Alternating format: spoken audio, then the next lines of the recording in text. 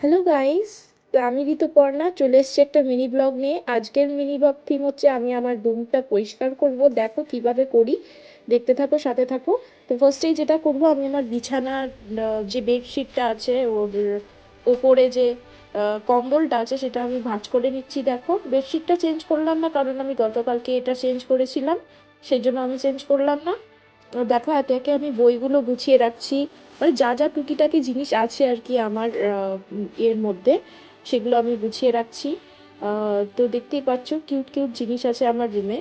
তো দেখো একটা ক্যান্ডেল রেখে দেবো এখানে, আমি একটা সুন্দর লাগানোর জন্য। আমি আই লাভ ক্যান্ডেল, আমি জানি না কেন, বাট আমি খুব ক্যান্ডেল ভালোবাসি গাইস। তো সেই জন্য আমি সবসময় ক্যান্ডেল দিয়ে রুমটাকে সাজাতে আমি খুব বেশি ভালোবাসি। তো চলো এবার ডাস্টিংটা করে নিচ্ছি। তো ডাস্টিং করার জন্য আমার কাছে রয়েছে একটা ডাস্টার। দেখো এটা দিয়ে আমি আমার ড্রেসিং টেবিলটা পরিষ্কার করে নিচ্ছি। হ্যাঁ গাইস, এটা আমার মানে নিউ ডিজাইনের ড্রেসিং টেবিল।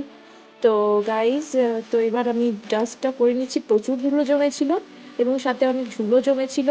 তো দেখো গাইস, আমি একটার পর একটা শোপিসগুলো সাজিয়ে নিচ্ছি আর খুব সুন্দর করে আমি ক্লিনটা করে নেব। তো ডাস্টিং তো অলমোস্ট ডান, মানে অলমোস্ট ডান, মানে এখনও কিছুটা বাকি আছে। চলো এবার রুমটা ঝাড়াঝাড়ি শুরু করে দিয়েছি। দেখো, তো আজকে আমি ব্রেকফাস্টে করেছিলাম পাস্তা। তো নেক্সট দিন আমি এই রেসিপিটাও দেবো, কীভাবে করি আমি পাস্তা সেটাও আমি দেখাবো।